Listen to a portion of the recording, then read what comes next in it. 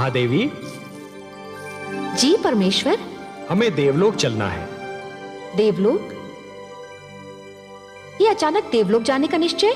आज देवलोक में देव माता अदिति का अभिनंदन है देवी, और आप तो हमारे विचारों से भलीभांति परिचित हैं। आप जानती हैं कि नारी का सम्मान हमारी दृष्टि में कितना महत्व रखता है। जानती हूँ परम श्रेष्ठ, जहाँ नारी का सम्मान होता है वहाँ आपका निवास होता है। हाँ देवी, यत्र नार्यस्तु पूज्यन्ते रमन्ते तत्र देवताः, और इसीलिए हमारा वहां उपस्थित रहना अनिवार्य है। तो फिर चलिए कमल नयन, मुझे भी ऐसे अवसर पर उपस्थित रहकर हार्दिक प्रसन्नता होती है। आइए। माता अदिति की, माता अदिति की, माता अदिति की, माता अदिति की, माता अदिति की, माता अदिति की, माता अदिति की, माता अदिति की, माता अदिति की, माता अदिति की, माता अदिति की, माता अदिति की, माता अदिति की। अभिनंदन देव माता, अभिनंदन। आप एक आदर्श माता है, आदर्श पत्नी है, आदर्श नारी है। मेरा प्रणाम स्वीकार कीजिए। मैं तो आपको और माता लक्ष्मी को देखकर धन्य हो गई त्रिलोकीनाथ। मेरे लिए तो आज का दिन मेरे जीवन का सर्वश्रेष्ठ दिन है। वो तो मेरे लिए भी है देवी। आज आपको आपके योग्य पुत्र सम्मानित कर रहे हैं, और मेरे लिए वो दिवस सृष्टि का सबसे श्रेष्ठ दिवस होता है जब संतान माता का अभिनंदन करती है। और आपने तो ऋषि कश्यप के प्रति अपने पत्नी धर्म को और अपनी संतान के प्रति अपने मातृत्व के धर्म को इतनी निष्ठा और गरिमा से निभाया है कि समस्त संसार को आपसे सीख लेनी चाहिए। देव माता तो मुझे मेरे पुत्रों ने बना दिया है, जिन्हें संसार देवता कहकर पुकारता है। परंतु सत्य इससे सर्वथा विपरीत है देवी। अर्थात? सत्य यह है कि संसार आपके पुत्रों को देवता इसलिए कहता है कि आपने उन्हें वो सारे संस्कार दिए जिन्हें पाकर ये देवता हो गए। मैंने तो उन्हें केवल माता का प्रेम दिया है सर्वेश्वर। निस्संदेह, परंतु माता का प्रेम वो विचित्र वस्तु है देवी, जो संतान को सुधार भी सकता है और संतान को बिगाड़ भी सकता है। आपने अपनी संतान को अच्छी शिक्षा दी, अच्छे आचार विचार दिए, अच्छाई और बुराई की पहचान कराई, जीवन जीने के ढंग सिखाए, उन्हें बुरी डगर पर चलने से रोका, उनकी हर भूल पर उन्हें टोका, और यही तो माता का वास्तविक प्रेम है। देवी, जिस प्रकार एक पौधे को अच्छे फलने फूलने के लिए सूर्य के प्रकाश, निर्मल जल और स्वच्छ वायु की आवश्यकता होती है, उसी प्रकार अपनी संतान को योग्य बनाने के लिए अच्छी शिक्षा, दीक्षा और मार्गदर्शन की आवश्यकता होती है। और यही तो सब आपने अपनी संतान को दिया। ये सब आप ही की कृपा है लक्ष्मी नारायण। नहीं देव माता, नहीं। जल को अपनी निर्मलता, वायु को अपनी शीतलता और पुष्प को अपनी सुगंध का ज्ञान नहीं होता। ये ज्ञान तो केवल उन्हीं को होता है जो जल को स्पर्श करते हैं, जो वायु का अनुभव करते हैं, जो पुष्प के समीप जाते हैं। हे देव माता अदिति, आप कितनी महान हैं, इसका अनुमान कदाचित आपको नहीं है, परंतु आपके पुत्रों को है, संसार को है और मुझे है।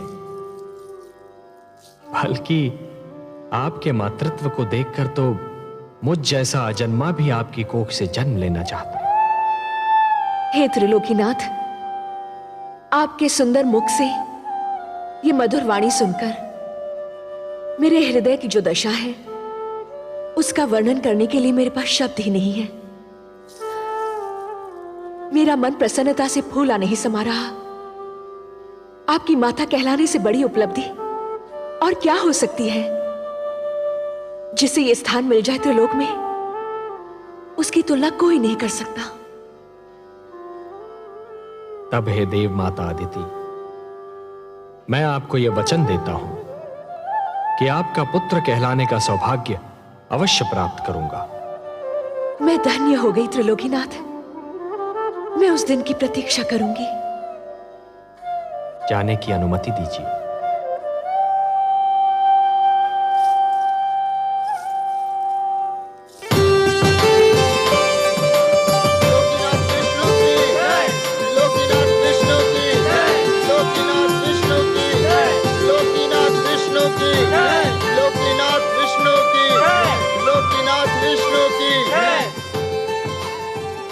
आइए माता, विराजिए।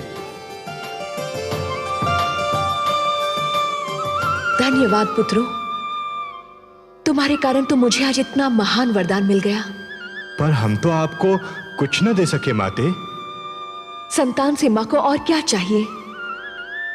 सुख और आदर तो तुम सबने मुझे इतना दिया कि मुझे और किसी वस्तु की इच्छा ना रही और ना ही आवश्यकता।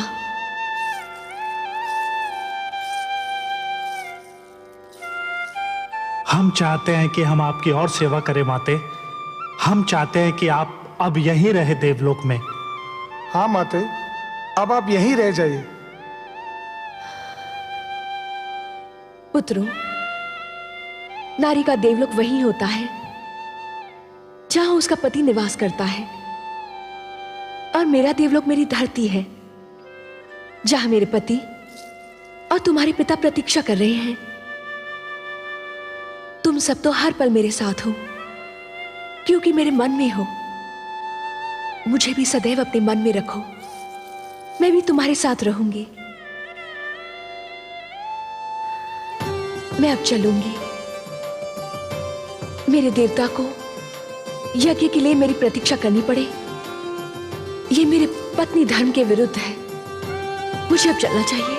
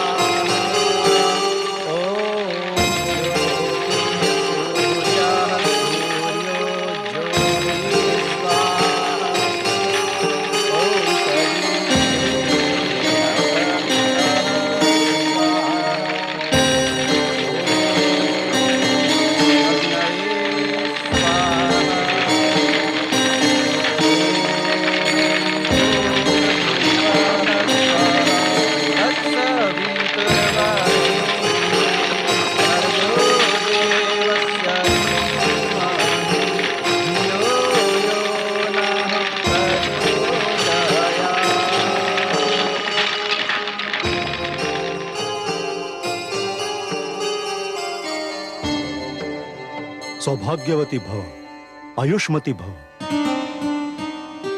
देवी, मैं भगवान विष्णु से प्रार्थना करता हूं कि वो आपकी समस्त इच्छाएं पूरी करें। स्वामी, जिस नारी का पति भी देवता हो और संतान भी देवता मानी जाती हो, उसके मन की और क्या इच्छा हो सकती है? मेरे मन की बस एक ही इच्छा है कि हमारे परिवार पर भगवान विष्णु की कृपा सदा यूं ही बनी रहे।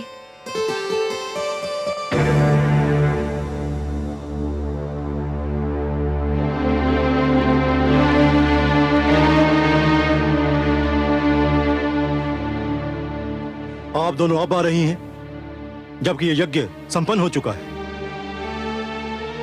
हमें क्षमा कर दीजिए स्वामी। क्षमा क्षमा करने के अतिरिक्त और मैं कर ही क्या सकता हूं। देवी, आप मेरी पत्नी हैं, मेरी संतान की मां। पर उसी संतान के कारण तो हम दोनों आ नहीं पाए। क्यों? क्या उन्होंने फिर कोई आतंक फैलाया है? घर में उन्हीं लोगों का तांता बंधा हुआ था जिनको हमारी संतान ने पीड़ित कर रखा है। हमारी समझ में ये नहीं आता कि आपकी तीनों संतानों में आप ही का रक्त है।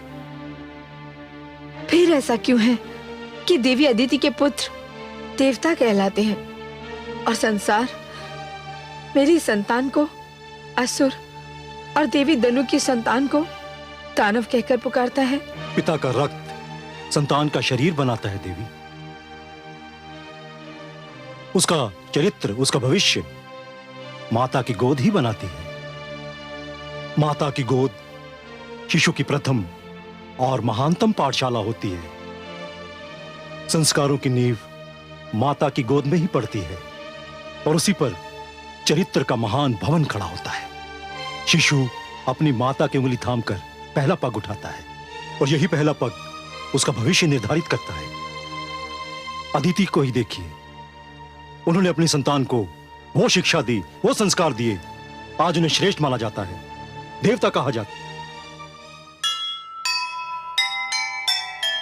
प्रभु की अनुपम देन है माता तेरा प्यार,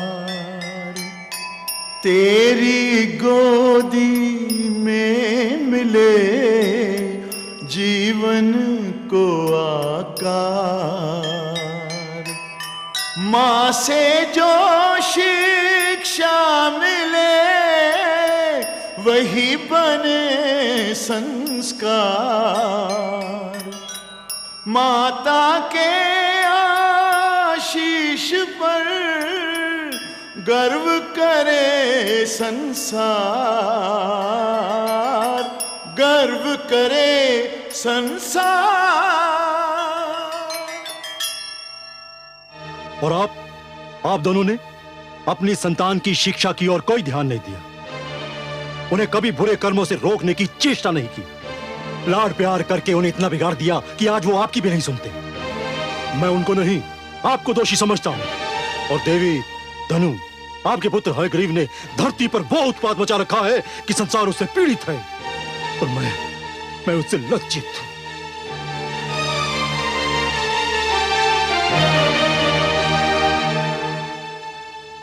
स्वामी,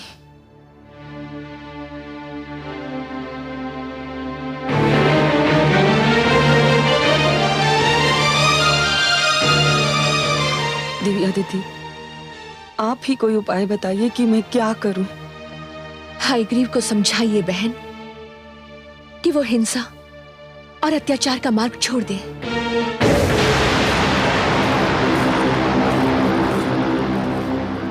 नहीं होने दूंगा मैं मानव कल्याण। नहीं पुत्र हयग्रीव, नहीं, मेरी बात सुन। नहीं मां, हमें देवताओं से ज्ञान नहीं मिलेगा, न्याय नहीं मिलेगा, उस समय तक नहीं मिलेगा जब तक हम स्वयं आगे बढ़कर उनसे ज्ञान और न्याय छीन न ले। भगवान विष्णु मानव को ज्ञान देकर हमसे अधिक शक्तिशाली बनाना चाहते हैं। मैं हयग्रीव उस ज्ञान का अपहरण करूंगा, उसे बंदी बनाकर रखूंगा। ज्ञान का यह प्रकाश मानव समाज तक कदापि नहीं पहुंचने दूंगा।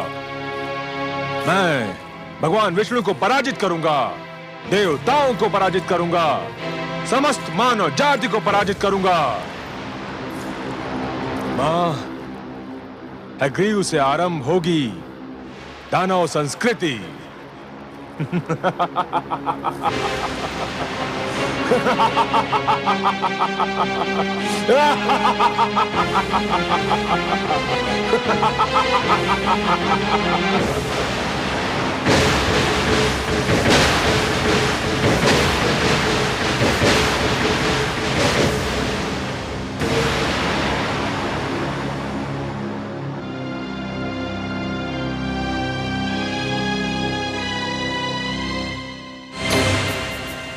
ऋग्वेद, यजुर्वेद, सामवेद, अथर्ववेद, मेरे निकट आइए।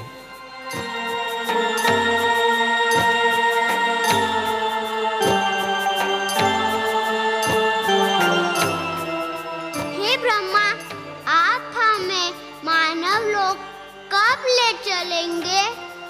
हे ज्ञानकोश, अभी उसका उचित समय नहीं आया है। आपको मानव तक पहुंचाने से पहले मुझे कुछ और आवश्यक कार्य करने हैं। आपकी सुरक्षा मेरा सर्वप्रथम उत्तरदायित्व है। मुझे आपको उन हाथों में देना है जो आपके योग्य हो। मैं भगवान शिव से परामर्श करने जा रहा हूं।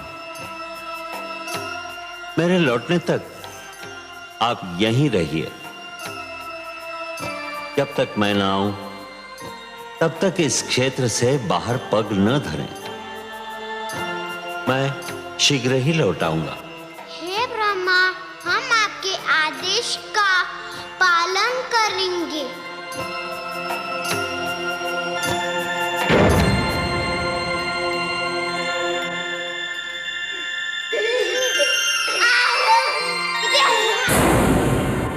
दानवराज हैग्रीव की, दानवराज हैग्रीव की, दानवराज हैग्रीव की, दानवराज हैग्रीव की, दानवराज हैग्रीव की, दानवराज हैग्रीव की, दानवराज हैग्रीव की, दानवराज हैग्रीव की, दानवराज हैग्रीव की, दानवराज हैग्रीव की।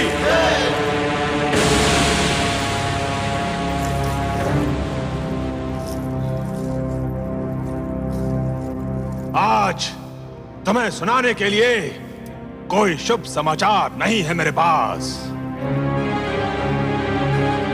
हाँ, दानव समाज के लिए एक अशुभ समाचार अवश्य है। देवता तो सदा से ही हमसे अधिक श्रेष्ठ और ज्ञानी माने जाते रहे, और अब देवताओं के मित्र विष्णु ने मानव को भी हमसे अधिक श्रेष्ठ और ज्ञानी बनाने के लिए 4 वेदों को जन्म दिया है। और विष्णु ने इन 4 वेदों को मानव तक पहुंचाने का कार्यभार ब्रह्मा को सौंपा है। और इस समय वो 4 वेद ब्रह्मा के पास हैं। ये हम दानवों के विरुद्ध षड्यंत्र है। ये देवताओं का मानव के प्रति पक्षपात है। इसे किसी प्रकार रोकिए। रोकूंगा, अवश्य रोकूंगा। जब तक मैं जीवित हूं, ज्ञान का यह प्रकाश मानव जाति तक कदापि नहीं पहुंचने दूंगा। मारक, घातक, पीड़क, हिंसक,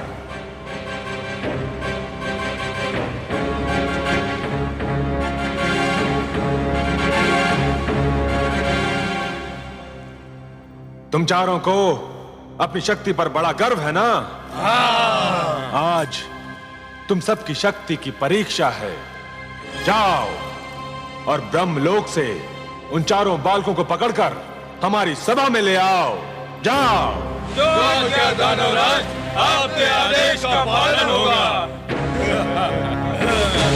दानवराज हैग्रीव की, दानव संस्कृति की, दानवराज हैग्रीव की, दानव संस्कृति की।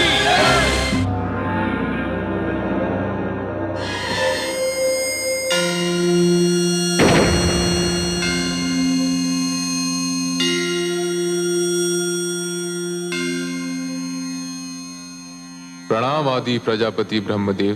प्रणाम भोलेनाथ। शिवलोक पधार कर आपने मुझे धन्य किया। मैं आपसे कुछ परामर्श करना चाहता हूं शिव शंकर। आपको सहयोग देकर मुझे प्रसन्नता होगी। हे महेश, भगवान विष्णु ने 4 बालकों के रूप में अपनी वाणी मुझे सौंपी है और आदेश दिया है कि मैं इसे मानव तक पहुंचा दूं। ये तो आपके लिए कोई कठिन कार्य नहीं है। कठिन कार्य तो नहीं है, पर एक दुविधा ने मुझे आ घेरा है। दुविधा? और आपको? हाँ भोलेनाथ, आप तो भली भांति जानते हैं कि धरती पर क्या उत्पात मचा हुआ है। युद्ध, छल, कपट, भ्रष्टाचार, अत्याचार से धरती की दशा दयनीय हो गई है। एक मानव दूसरे मानव के रक्त का प्यासा हो रहा है। ऐसे मानव को भगवान विष्णु की दी हुई ये महान वाणी, ये अनुपम भेंट मैं कैसे सौंप सकता हूं भला? तो फिर आपने क्या निर्णय किया? कोई निर्णय लेने से पहले मेरे लिए आपकी स्वीकृति की आवश्यकता है। मेरी स्वीकृति? हाँ शिव शंकर, इस सृष्टि की रचना मैंने की है, परंतु इस सृष्टि में बहुत सी ऐसी वस्तुएं भी जन्म ले चुकी हैं जो अनचाही हैं। मैं इस सृष्टि में परिवर्तन चाहता हूं। भगवान विष्णु के आप्त वचन को मानव तक पहुंचाने से पहले मैं चाहता हूं कि धरती से कुरूपता, पाप, अन्याय तथा अवगुण का विनाश हो जाए। और हे महेश, यह कार्य तो केवल आप ही कर सकते हैं। हे आदि प्रजापति, इस धरती पर रूप और कुरूपता, न्याय और अन्याय तथा गुण और अवगुण एक दूसरे में इस प्रकार समाये हुए हैं, यदि एक को मिटाया जाए तो दूसरे का भी कुछ अंश मिट सकता है। पुण्य और पाप एक दूसरे में इस प्रकार उलझ गए हैं, यदि एक पर चोट की जाए तो दूसरे को भी हानि पहुंच सकती है। यह क्षेत्र आपका है भोलेनाथ, कोई और इस कार्य में हस्तक्षेप कर ही नहीं सकता। यह निर्णय केवल आप ही कर सकते हैं कि किसको नष्ट किया जाए और किसकी सुरक्षा की जाए। आप जो निर्णय करेंगे वही उचित होगा, परंतु निर्णय तो आपको करना ही होगा। मुझे सोचने का अवसर दीजिए प्रभु।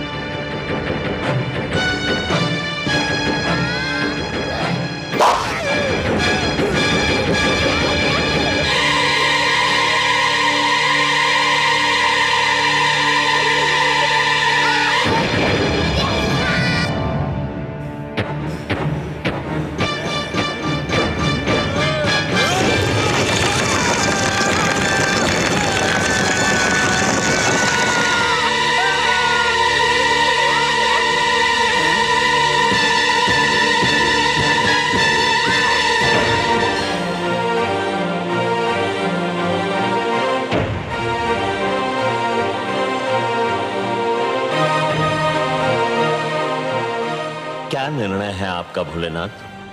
हे ब्रह्मदेव, मैं इस निष्कर्ष पर पहुंचा हूं कि सृष्टि को पूर्णतया नष्ट करना उचित नहीं होगा। धरती को बने अभी अधिक समय नहीं बीता है।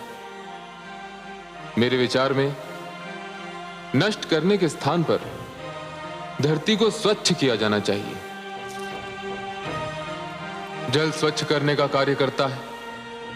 जिस प्रकार मनुष्य जल में स्नान करके अपने शरीर पर जमे मैल को दूर कर देता है, ठीक उसी प्रकार यदि धरती जल में डूबकर उभरे तो उसकी समस्त बुराइयां धुल जाएंगी जो आपको अनचाही लग रही हैं।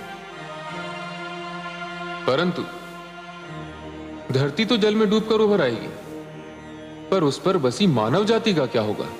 मैं नए मानव को जन्म दूंगा। उसमें भी एक कठिनाई है। क्या कठिनाई है भोलेनाथ? आपके पुत्र मनु मानव सुरक्षा के लिए तप कर रहे हैं। वे मानव जाति का विनाश होने नहीं देंगे। तप करना उसके अधिकार में है, किंतु सृष्टि के विनाश को रोकना उसके अधिकार में नहीं है। मनु को उसका कर्म करने दीजिए। भगवान विष्णु की स्तुति कर रहा है वो। उसका और उसके तप का परिणाम भगवान विष्णु की इच्छा पर छोड़ दीजिए। मैंने आपसे जो निवेदन किया है, मुझे उसका उत्तर चाहिए भोलेनाथ। उत्तर? उसका तो केवल एक ही उत्तर है। धरती पर जल प्लावन होगा। हे शिव, मैं आपको प्रणाम करता हूं।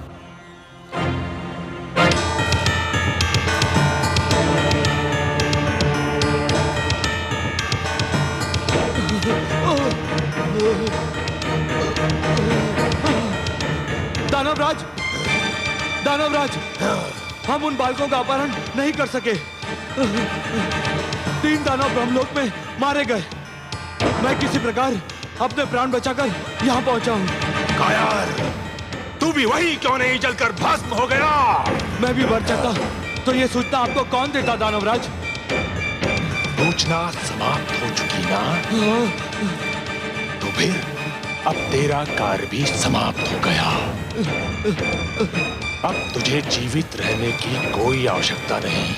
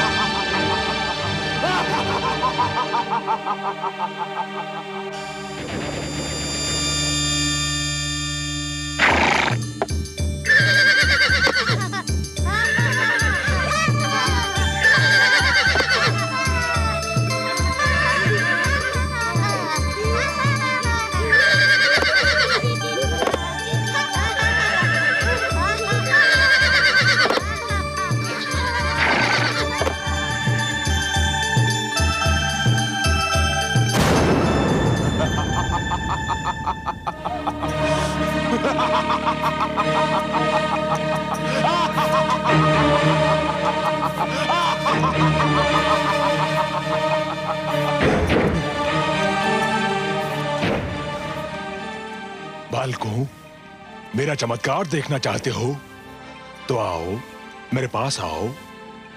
हम यहाँ से बाहर नहीं जा सकते। क्यों? क्यों नहीं आ सकते? भगवान ब्रह्मदेव का आदेश है कि हम इस क्षेत्र से बाहर पग भी न धरे। अरे वो तो महाकपटी है, तुमसे छल कर रहा है। ब्रह्मा जैसे महान देवता के लिए ऐसे शब्द मुख से निकालते हुए तुम्हें लज्जा नहीं आती? लज्जा?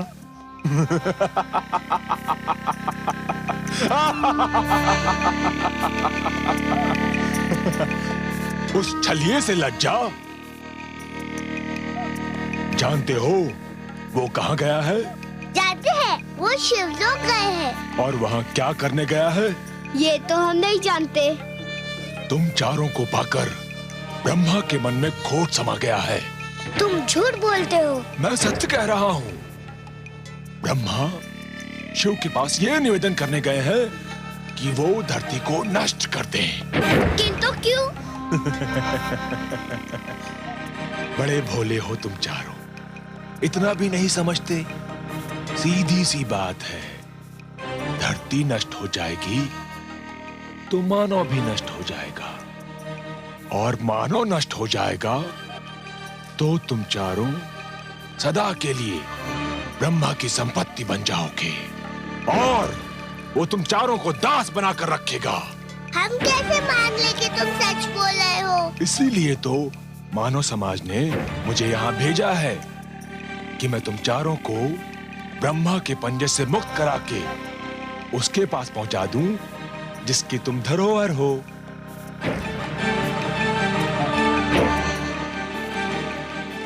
सोच क्या रहे हो? यदि ब्रह्मा आ गया तो कभी मुक्त नहीं हो पाओगे। जीवन भर उसके दास बनकर उसकी सेवा करते रहोगे। व्यर्थ सोच विचार में समय नष्ट ना करो। मेरे साथ चलो, आओ आओ। मैं तुम्हें वचन देता हूं कि मैं तुम्हें इसी समय मानव के पास पहुंचा दूंगा। मानव बहुत समय से तुम्हारी प्रतीक्षा कर रहे हैं। आओ मेरे पास आओ, आओ आओ।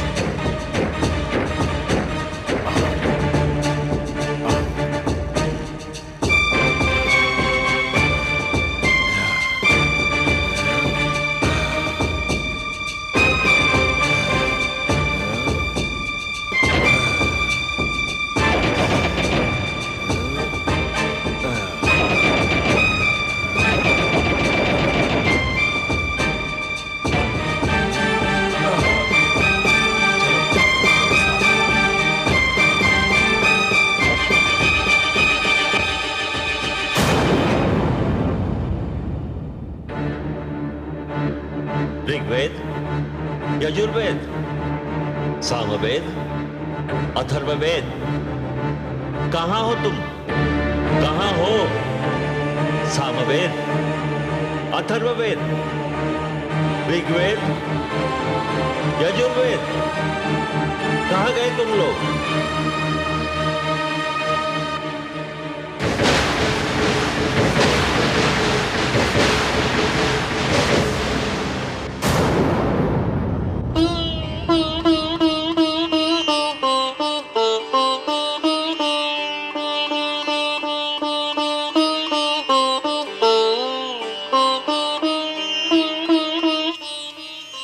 सर्वेश्वर, आपने अपनी जो धरोहर ब्रह्मा जी को सौंपी थी उसे कोई चुरा कर ले गया है।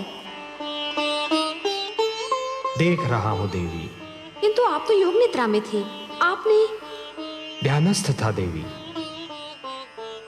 निद्रा और ध्यान में बस थोड़ा सा ही तो अंतर होता है। निद्रा में शरीर के साथ साथ मस्तिष्क भी सो जाता है, और ध्यान में मस्तिष्क सचेत और पूर्ण रूप से जागा हुआ होता है। हे सर्वेश्वर, फिर आप शांत क्यों हैं? शांत इसलिए हूं कि मैं देखना चाहता हूं कि हयग्रीव मेरे आप्त वचन को कहां ले जा रहा है। जब तक पूरी घटना को देख न लिया जाए, समझ न लिया जाए, उसके परिणामों का अनुमान न लगा लिया जाए, तब तक कोई भी पग उठाना उचित नहीं होगा। शीघ्रता मानव की प्रवृत्ति है। मुझे इस घटना को पूर्णतया देख लेने दीजिए महादेवी।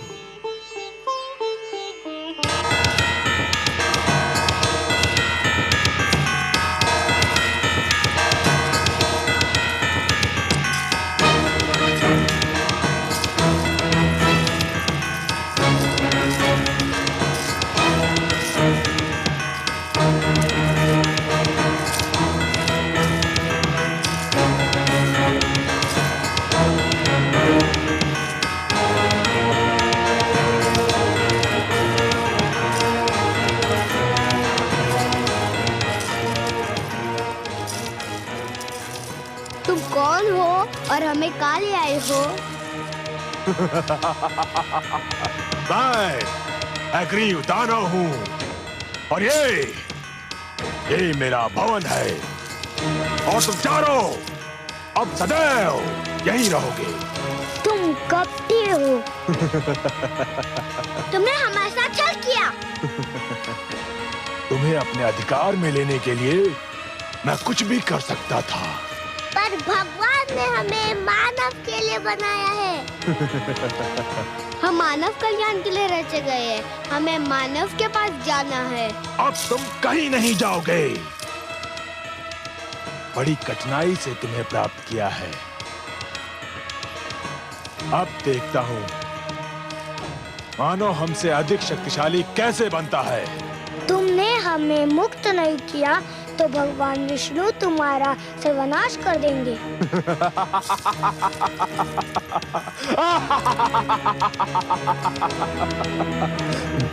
अब मेरा कोई सर्वनाश नहीं कर सकता।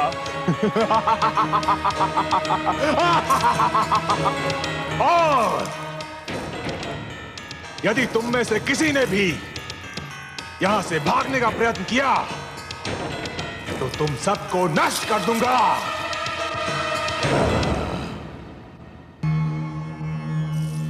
प्रणाम। हमारी धरोहर चोरी हो गई।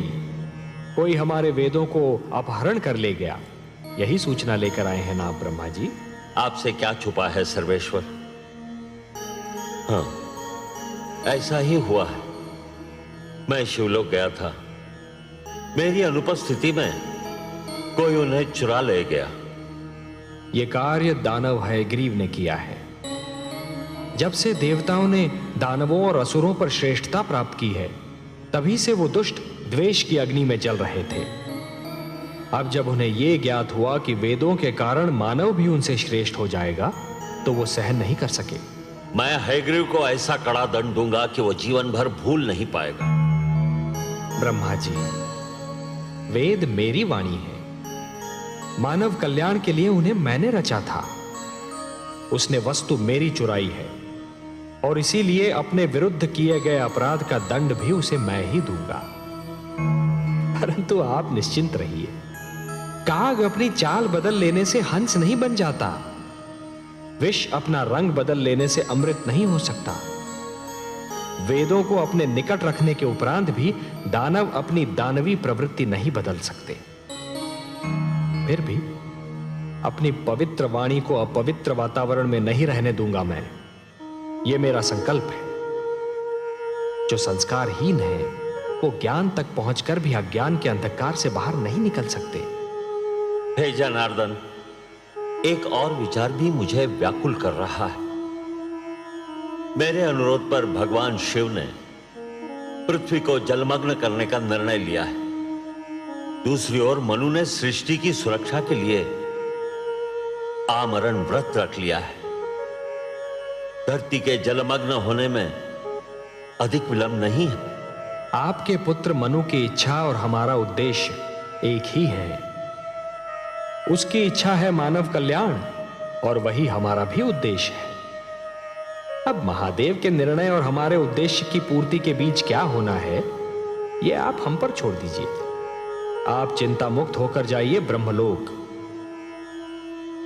हे नारायण, सृष्टि के कल्याण के लिए आप जो भी करेंगे, सृष्टि का कल्याण उसी में है। प्रणाम।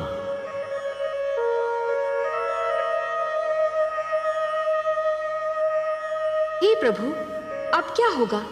आप क्या करेंगे? ब्रह्मापुत्र मनु का क्या होगा? दानव हयग्रीव आपके ज्ञान को नष्ट करने पर तुला हुआ है और भगवान शिव ने पृथ्वी को जलमग्न करने का निर्णय ले लिया है।